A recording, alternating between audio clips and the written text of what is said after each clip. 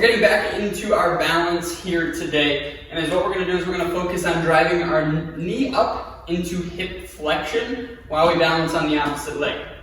The one thing that we want you to focus on is trying to maintain great posture throughout the entire movement itself.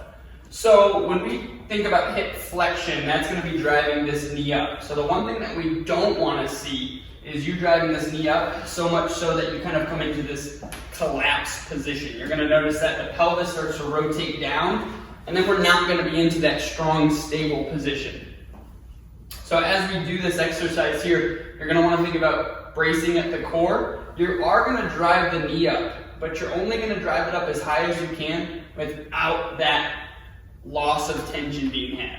All right, so we're going to brace at the core, make sure our pelvis is neutral. We're going to drive up nice and slow, come back down, keep the tension.